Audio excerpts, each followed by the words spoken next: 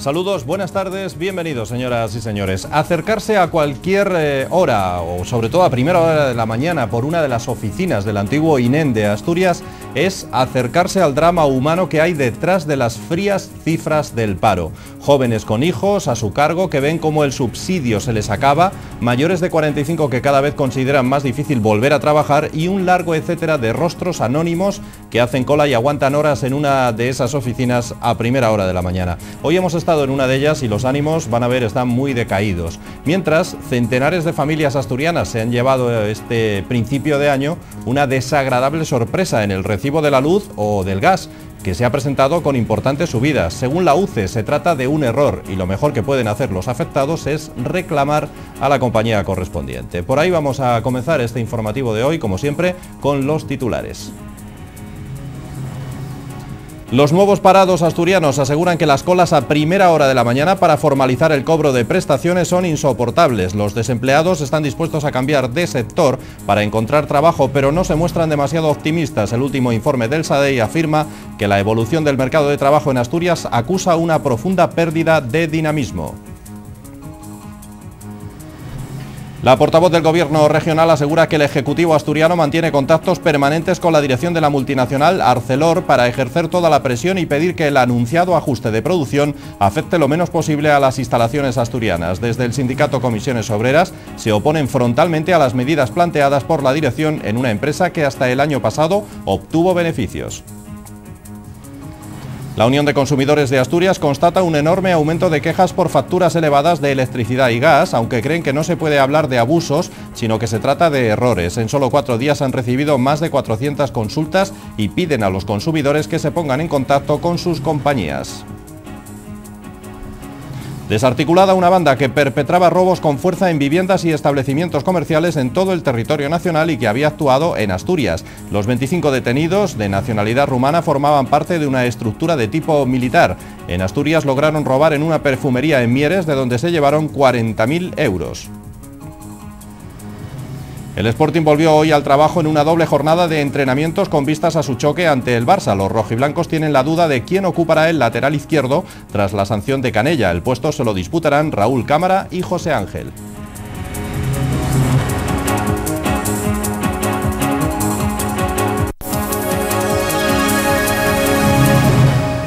Como decíamos, los nuevos parados asturianos aseguran que las colas desde primera hora de la mañana en cualquier oficina del Servicio Regional de Empleo para formalizar el cobro de prestaciones son insoportables. Los desempleados asturianos están dispuestos a cambiar del sector para encontrar trabajo, pero no se muestran demasiado optimistas con conseguirlo. Como se constató con los datos hechos públicos en el día de ayer, el paro sigue subiendo en España y Asturias lidera la mala estadística en el mes de enero. Hoy nos hemos acercado a una de estas oficinas del INEN y los nuevos parados no son, como decíamos, muy optimistas a la hora de pensar en conseguir un nuevo empleo.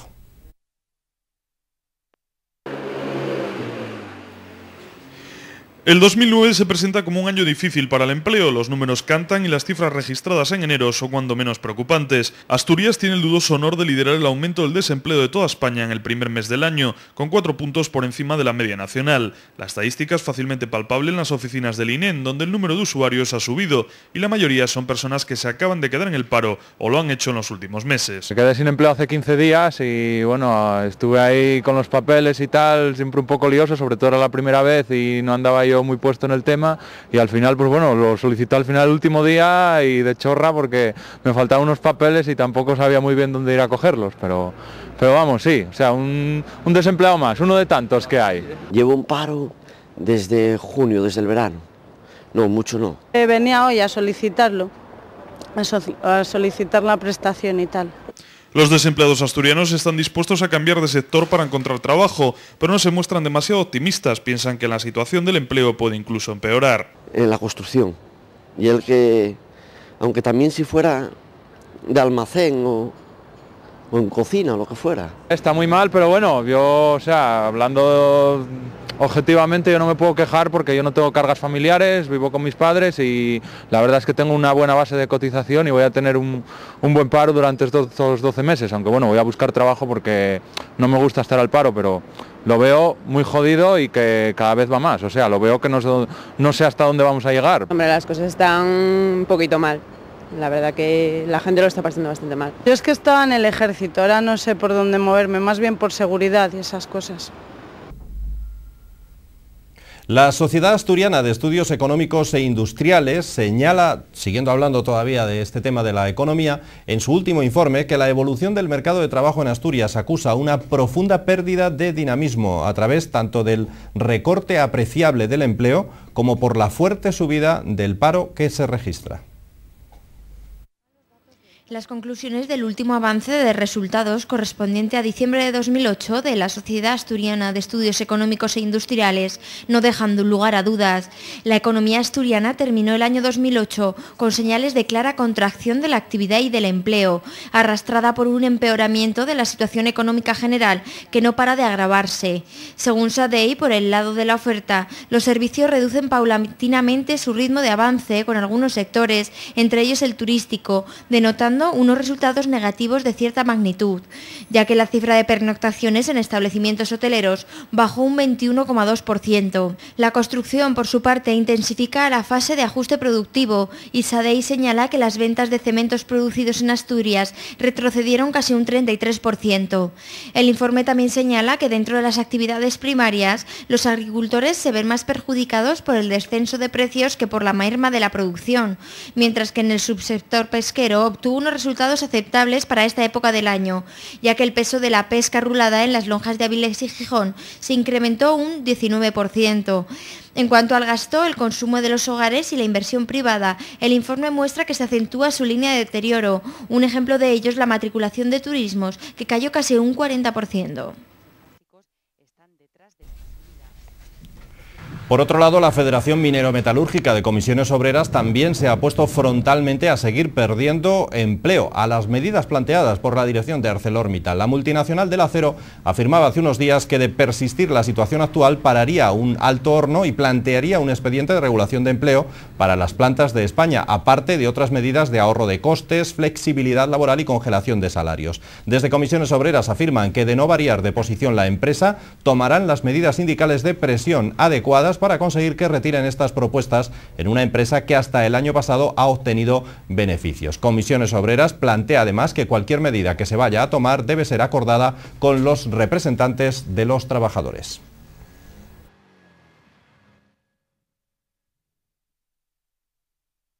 Y de ArcelorMittal se ha hablado también esta mañana en Presidencia, en el Consejo de Gobierno. La portavoz del Gobierno asturiano y consejera de Administraciones Públicas, Ana Rosa Migoya, explicó que el Ejecutivo asturiano mantiene contactos permanentes con la dirección de esta multinacional, ArcelorMittal, para ejercer toda la presión y pedir que el potencial ajuste de producción afecte lo menos posible a las instalaciones asturianas y tenga el mínimo impacto.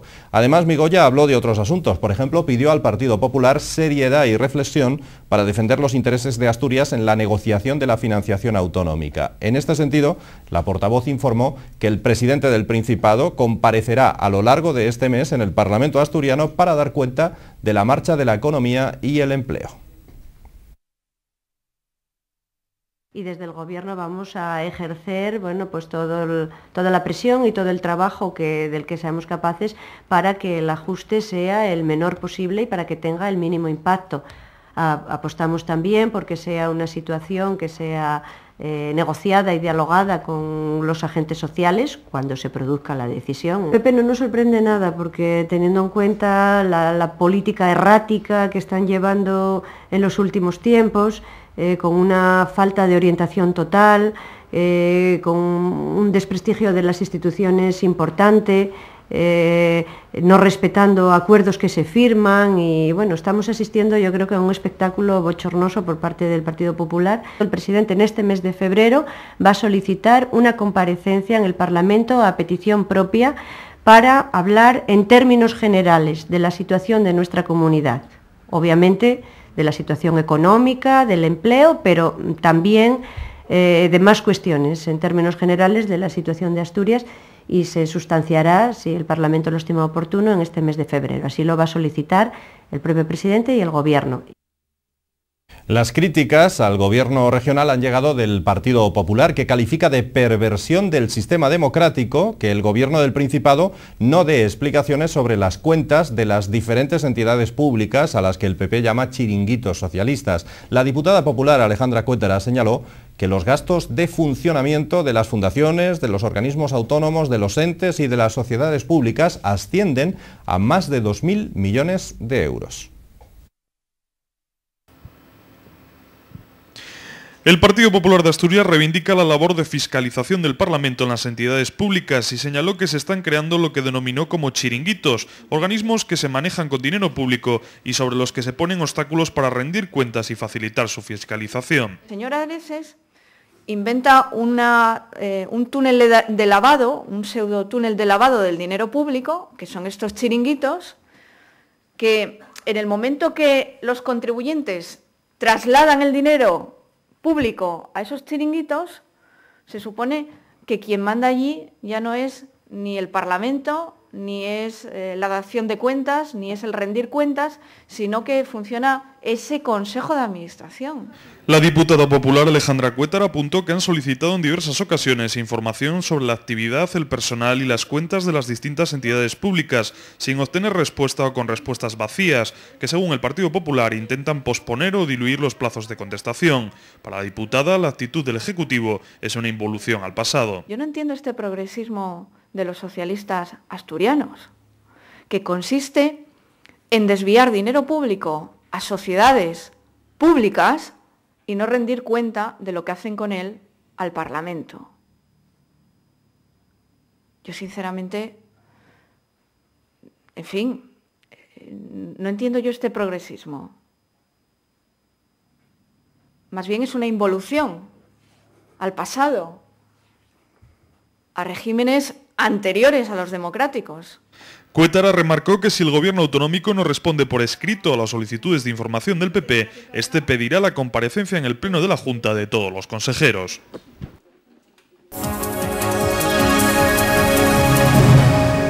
La Unión de Consumidores de Asturias constata un importante aumento de quejas por facturas más elevadas de lo habitual de electricidad y de gas sobre todo, aunque creen que no se puede hablar de abusos de las compañías, sino que se trata más bien de errores que están costando caro a los asturianos. En solo 4 días han recibido en la UCE más de 400 consultas y piden a los consumidores que se pongan en contacto con sus compañías eléctricas o del gas cuando perciban irregularidades en sus facturas.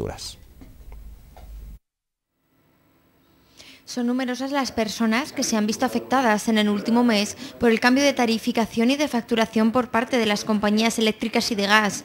Un aumento considerado de la última factura de gas o de luz ha dado la voz de alarma en muchos consumidores que se han visto afectados por este aumento. El origen de estos errores, según ha explicado el presidente de la Unión de Consumidores en Asturias, Dacia Alonso, viene de la mano de las compañías eléctricas, que han pasado de facturar bimensualmente a facturar mes a mes, pero realizando la lectura de contadores cada 2 meses. Por lo tanto, a la hora de cobrar el primer mes, hacen una estimación en relación al consumo de ese mismo mes en el año anterior. La fundamental que hemos tenido, por daros un poco la casuística, la fundamental un poco esta, de gente que ha visto unas estimaciones o muy a la baja o muy a la alta y le ha provocado, digamos, una disfunción enorme. Con lo cual la gente dice, bueno, ya digo, la pregunta fundamental era si esto era legal. Nosotros hemos de decir que es legal, El porqué de estos errores se han cometido debido a la última legislación a nivel europeo que va a obligar a liberalizar el sector energético, permitiendo así a los usuarios que contraten la compañía que mejor condiciones les dé.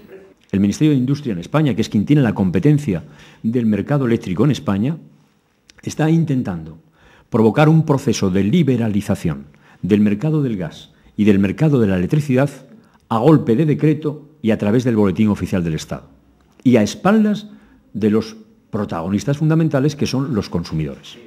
Desde UCE Asturias creen que lo correcto hubiera sido que la Administración obligase a las compañías a hacer una lectura mensual, pero el agravante de ello es que finalmente los consumidores tendrían que pagar más por ese servicio. Hoy se celebra en todo el mundo el Día de la Lucha contra el Cáncer. Esta enfermedad causa en Asturias unas 3.400 muertes cada año. El Servicio de Salud del Principado recomienda abandonar el consumo de tabaco, una dieta sana y equilibrada y la práctica de ejercicio físico para prevenir la enfermedad. De momento, la espera media de los enfermos de cáncer que precisan ser tratados con radioterapia es en Asturias de unos 16 días. Este 4 de octubre es el día elegido para luchar contra el cáncer, una enfermedad que constituye en Asturias, al igual que en el resto del país, la primera causa de muerte en varones y la segunda entre la población femenina. En el año 2006, último año del que se dispone de datos contrastados, fallecieron en el Principado como consecuencia de un proceso tumoral 2.132 varones y 1.277 mujeres. De modo global, el tumor más frecuente es el de pulmón, directamente relacionado con el consumo de tabaco, por lo que la Consejería de Salud y Servicios Sanitarios quiere aprovechar para insistir en la importancia de la prevención y de realizar el máximo esfuerzo en el control del tabaquismo. El porcentaje de varones que fuman en Asturias es del 34,8%. En el caso de las mujeres la cifra se reduce al 26,4%. Solo entre la población adolescente la tasa de mujeres que fuman es superior a la de varones. Otro foco de atención desde el punto de vista de la prevención es la obesidad. Tanto en el caso de los niños como en la población adulta es necesario seguir insistiendo en la importancia de una dieta adecuada y de la práctica de ejercicio físico para prevenir la aparición de enfermedades. Desde el punto de vista de la prevención, la Consejería de Salud recomienda además una serie de pautas de vida saludable que ayudan a prevenir el cáncer, como son mantener el peso adecuado, practicar ejercicio activo al menos durante 30 minutos al día, limitar el consumo de alimentos ricos en grasa y azucarados, incluidos los refrescos, comer frutas, vegetales, legumbres y cereales integrales, limitar el consumo de carnes rojas y de carnes procesadas, así como el consumo de alcohol y de alimentos salados. Además de la prevención, como pilar fundamental en la estrategia de abordaje del cáncer, es el diagnóstico temprano. Actualmente y de modo general, un 62% de los tumores se diagnostican sin que estén diseminados y un 14% en situación avanzada.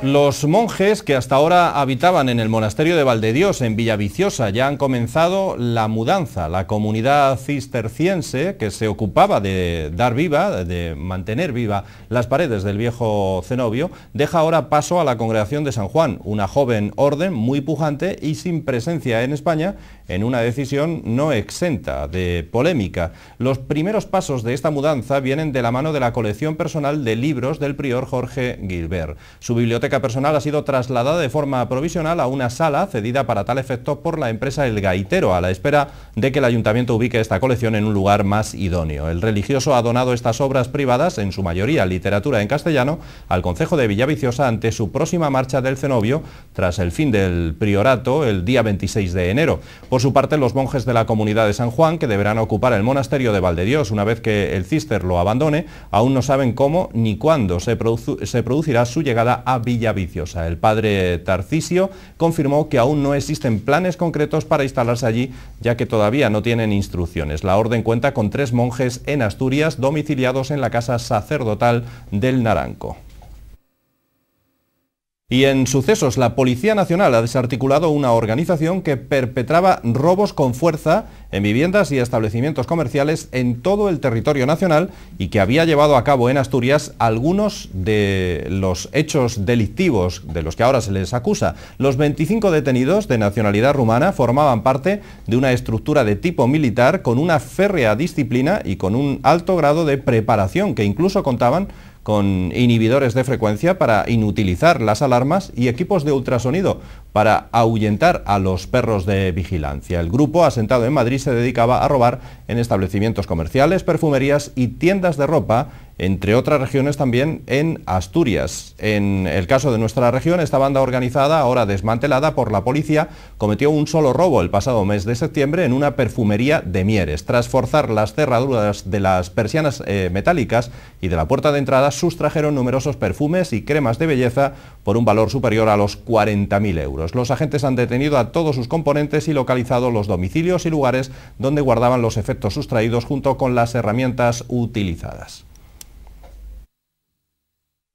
Volvemos a hablar de esos hórreos que supuestamente se han destruido en Gijón, en San Andrés de los Tacones. El Partido Popular ha acusado a las administraciones de dejación de funciones por la desaparición de hórreos en San Andrés de los Tacones, en Gijón, y ha instado al Consejo de Gobierno a que haga un inventario y un catálogo de todos los hórreos y paneras que existen en Asturias, que desde el Grupo Popular cifraron entre 10.000 y 15.000, además de adoptar medidas de protección para uno de los elementos más significativos de la arquitectura típica asturiana. La diputada regional y el concejal del Partido Popular, Ana Barrientos y Manuel Pecharromán, respectivamente, acusaron a las administraciones públicas de dejación de funciones ante el caso de la desaparición de hórreos y paneras en San Andrés de los Tacones, en los terrenos de la Zalia. También criticaron que la Zalia disponga de patrimonio público al decir que regalaban entre 23 y 24 hórreos. En este sentido, Barrientos anunció que el próximo viernes comparecerá el director de la Zalia, Enrique Álvarez, ante la Comisión de Urbanismo e Infraestructuras para presentar el estudio de viabilidad y el impacto ambiental de esta zona logística, y añadió que el Partido Popular aprovechará para preguntarle por esta cuestión denunciada ya en el verano por los vecinos de San Andrés de los Tacones. Por un lado hubo una dejación de funciones, obviamente, porque quien no actúa con diligencia, sobre todo cuando hay una denuncia de unos particulares o una asociación de vecinos, en este caso, ha dejado pasar meses sin actuar, repito, sigue incumpliendo, no sabemos qué va a hacer. Pero si tenemos una frase recogida por los medios de comunicación del director general de Patrimonio diciendo que aquí había una grave irresponsabilidad, estamos absolutamente de acuerdo. Barrientos también criticó que se use un doble criterio a la hora de aplicar la ley de patrimonio. En su opinión, se está vulnerando leyes y el que las tiene que velar por ellas es el primero que las incumple. Además, indicó que en este caso hay responsables por acción y por omisión, al destacar que lo único que hizo la consejería fue pedir información al ayuntamiento y que éste actuó mal y tarde.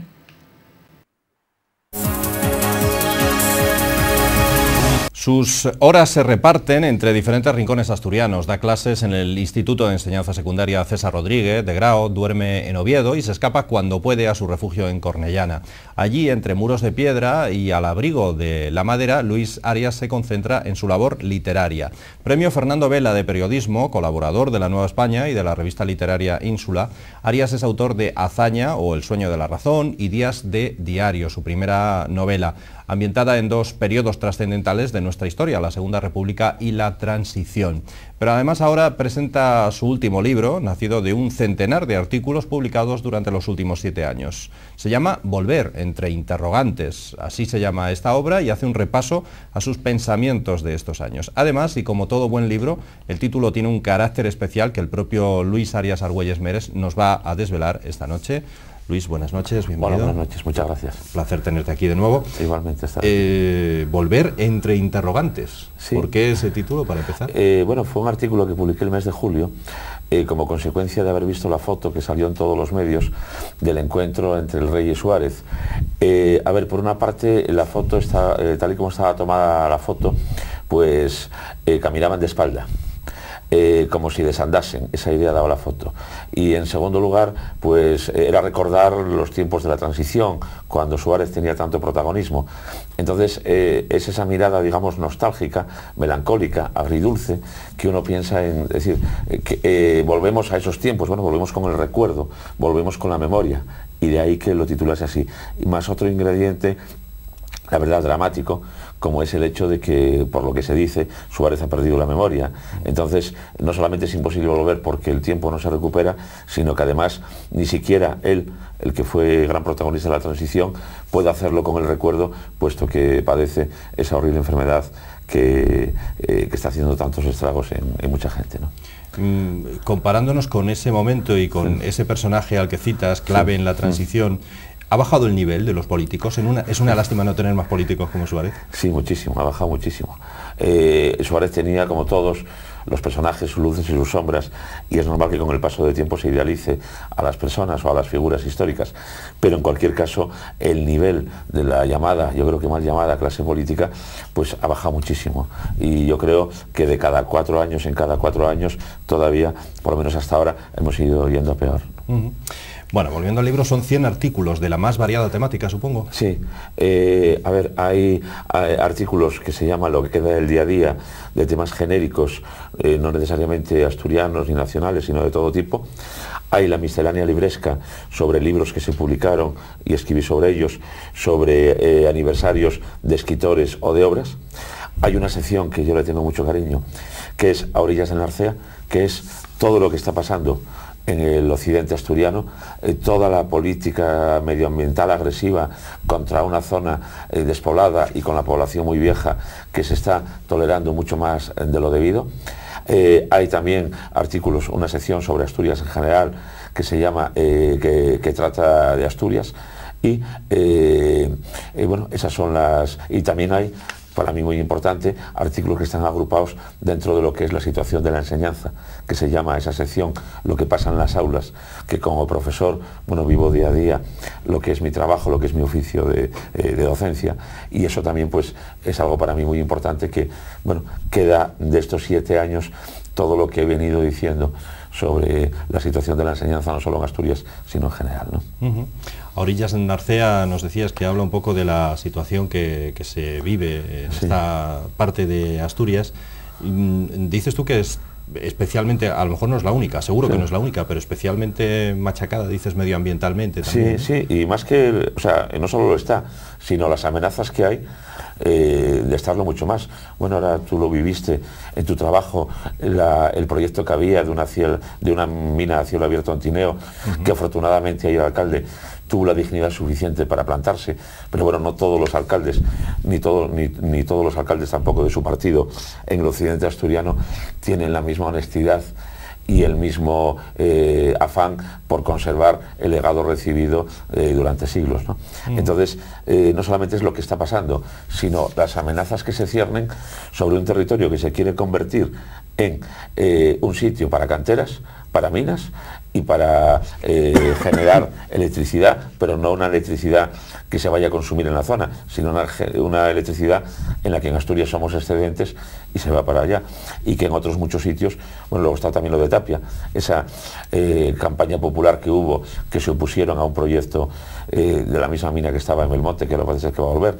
Bueno, ahí la situación de lucha en algunos sitios es grande, y desde luego lo que me duele a mí es que el legado recibido durante siglos de un paisaje, de una naturaleza, etcétera, bueno, está poniéndose en peligro por unos políticos desaprensivos y por un afán de rapiña que son unos beneficios inmediatos, pero que desde luego a largo plazo van a ser negativos, ¿no? Desde mi punto de vista, vamos. Por cierto que ese asunto del que hablabas, de esa mina de Tineo, y estoy de acuerdo contigo que la valentía del alcalde de Tineo evitó que a toda costa se construyera esa mina, dicen que ha costado puestos de empleo por otro lado, como sabes, con los compañeros de... pero eso es demagogia, vamos a ver. No estamos hablando de entrar en una empresa estatal como UNOSA, donde ahí puedes hablar de un puesto de trabajo salvo circunstancias muy excepcionales de por vida. Aquí estamos hablando de una explotación que puede durar 1 año o 2, el daño medioambiental es irreversible y luego esa gente va a ir al paro. Y además quien tenía ese proyecto, don Victorino Alonso, está sembrando paraos por Villablino, al lado de Tineo, por Cangas de Narcea, etcétera. Es decir, y luego otra cosa, el dinero público que cualquier proyecto de estos recibe en subvenciones. Probablemente lo que fueran a cobrar esos obreros sería más barato darles el sueldo en casa que explotar, o sea, que acabar con una montaña que es una reserva de madera importantísima en Tineo. Ahí se hace muchísima demagogia con los puestos de trabajo, porque luego son los mismos trabajadores los perjudicados por eso de coge el dinero y corre, ¿no?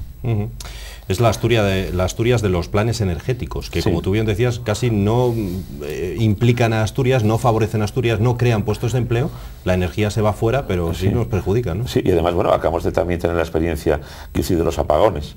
Por ejemplo, en Cornellana, el fin de semana ese de la ventolera, se fue la luz el viernes y se arregló el domingo, pero no es que la avería tardase en arreglarse de viernes a domingo, es que los señores técnicos fueron el domingo a mediodía a arreglarla y tardaron una hora, cuando en esas zonas, en Cornellana concretamente, había un retén. Es decir, ahora cada vez hay menos obreros contratados para el servicio técnico, con lo cual la gente que está pagando religiosamente su recibo, en teoría con unos derechos, pues no están garantizados, como acaba de demostrarse ahora mismo, ¿no? Sí, es curioso, efectivamente, no había caído en ese detalle, que estemos en esa Asturias de los planes energéticos y se vaya la luz durante 3 días, deje... Sí. Y no es porque, ya digo, no es porque la avería sea de tanta envergadura que tarden 3 días en arreglarla, es porque tarda más de 48 horas en aparecer, en arreglarla. Lo mismo pasó en Somiedo, que además algunos pueblos en Somiedo duró más días la avería. Sí, sí, estuvo más tiempo.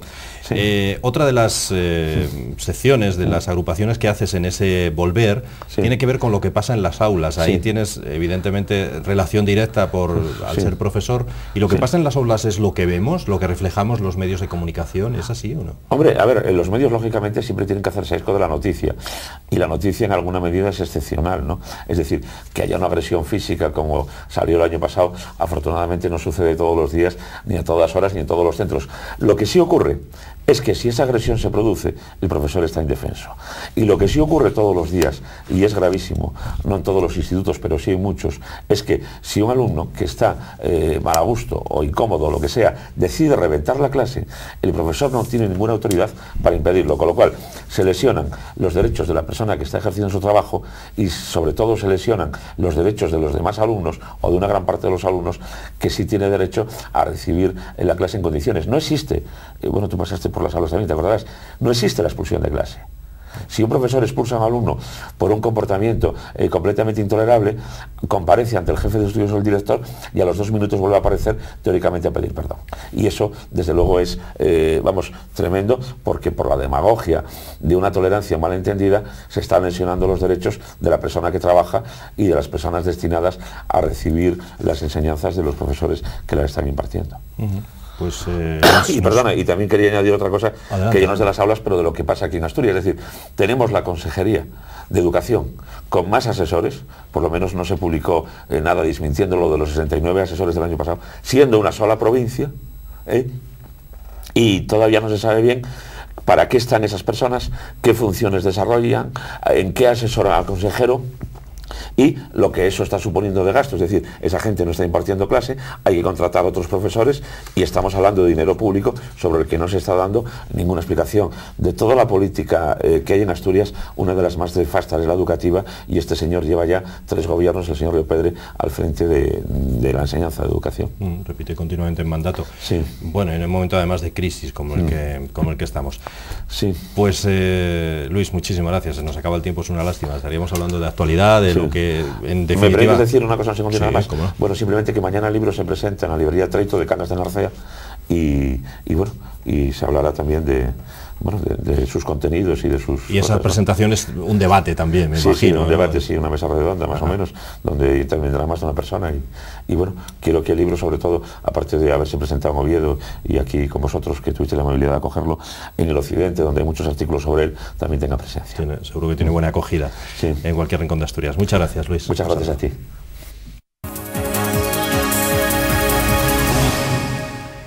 Martín Ripgi, artista argentino, es el autor de nuestra exposición de hoy. Se llama Viajar y es una exposición de sus pinturas recientes que se exhiben en la Sala Murillo de Oviedo en estos días.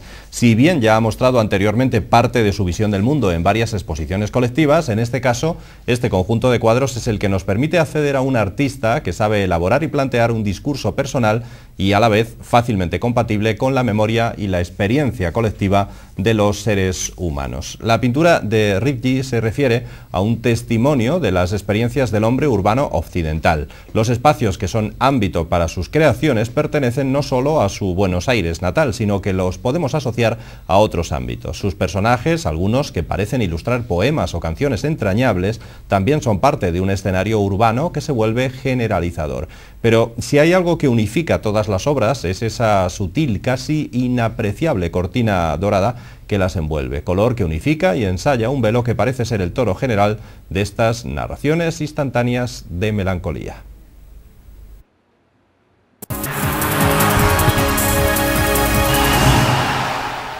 Empezamos deportes con el Real Sporting. Hoy ha vuelto a los entrenamientos, con doble sesión además de trabajo. Hay que preparar y bien ese partido ante el Barça. La duda en los rojiblancos será quién cubrirá la baja del sancionado Canella. Por otra parte, Michel no ha podido entrenar debido a un proceso gripal.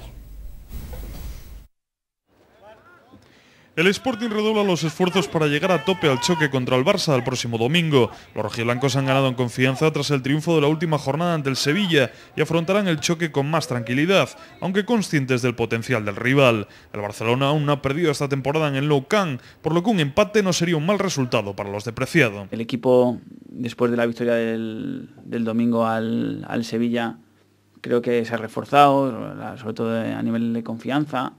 Nos hemos creído un poco que este equipo puede ganar a cualquiera y la verdad que bueno, vamos un poco más tranquilos al campo del Barcelona. Creo que están en una velocidad más que todos los equipos y bueno, allí creo que han puntuado muy pocos equipos, entonces yo creo que ganan ninguno, entonces un empate la verdad es que sería seguir con la racha, sería sin perder y para nosotros sería sumar en un campo muy complicado. Una de las principales dudas en el once inicial que presenta el Sporting en el campo azulgrana será quien cubra la baja de Canella. Uno de los candidatos es Raúl Cámara, al que le motiva especialmente la tarea de parar al argentino Leo Messi, que se encuentra en un momento de forma espectacular. La verdad es que es un reto bonito y sobre todo muy complicado, ¿no? Porque podemos estar hablando bueno, creo que es el mejor jugador en estos momentos a nivel mundial. Está en un momento de forma estupendo y aparte que encima los que están alrededor suyo están también en un momento muy bueno. Entonces, si me toca esa papeleta va a ser complicada, pero a la vez, si sale bien las cosas, pues puede ser muy bonito. Una afección gripal con malestar general retuvo a Michel en casa hasta doble jornada de trabajo, pero los servicios médicos del club esperan que el centrocampista pueda estar recuperado para el partido del domingo. Esta mañana pasaba por sala de prensa José Ángel. El joven lateral izquierdo podría debutar en Liga con el Sporting en el Nou Camp tras haber jugado ya en Copa esta temporada. El jugador se muestra ilusionado con esa posibilidad. Sí, bueno, la verdad que sí, pero bueno, que debutar en primera división a mí el campo me da igual, pero bueno, sí es mejor debutar en un campo como el Nou Camp, pero que por debutar debuto en cualquier sitio porque es primera división. Y bueno, la ilusión eso siempre porque el Nou Camp es un campo muy especial, de los mejores de España y bueno, me haría mucha ilusión poder acompañar al equipo y bueno, si es pisarlo pues mucho mejor. Como está sí asusta, pero bueno, que no hay que tenerle miedo y hay que ir a ver si se sacan los 3 puntos.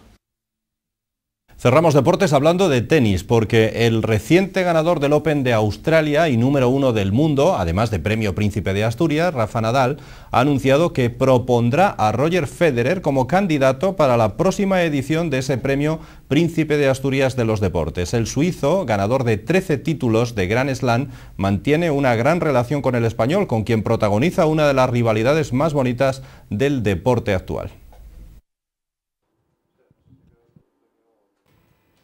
El pasado domingo Nadal y Federer protagonizaron la final del Open de Australia, su enésimo duelo al más alto nivel que cayó del lado del español. Nadal, a su llegada a Palma de Mallorca, destacó que el suizo es su amigo y remarcó que se merece el premio Príncipe de Asturias de los deportes por su trayectoria, teniendo en cuenta que solo le queda un Grand Slam para igualar el récord de 14 grandes torneos logrado por el estadounidense Pete Sampras. En 2007 Nadal y Federer formaron una candidatura conjunta para los premios Príncipe de Asturias. Sin embargo, en aquella ocasión debieron conformarse con la segunda posición, ya que el jurado se decantó por Michael Schumacher. El campeón español sí que logró el premio el año pasado por delante de Michael Phelps y Usain Bolt. Sin embargo, ya entonces reconoció que Federer también lo merecía igual o más que él. Según los estatutos de la Fundación Príncipe de Asturias, los candidatos a este galardón deben ser propuestos por academias, centros culturales de investigación, universidades y otras instituciones, además de aquellas personalidades a quienes la Fundación invite, así como los integrantes de cada uno de los jurados. De este modo, Nadal formularía su propuesta tras ser invitado por la organización. El bicampeón del mundo Fernando Alonso también ha anunciado su apoyo a la candidatura del suizo.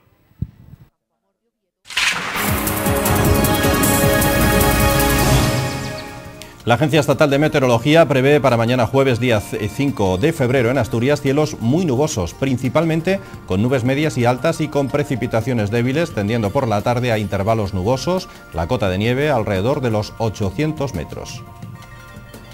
Las temperaturas sin cambios, las mínimas estarán en torno a los 4 grados, las máximas en torno a los 14 grados.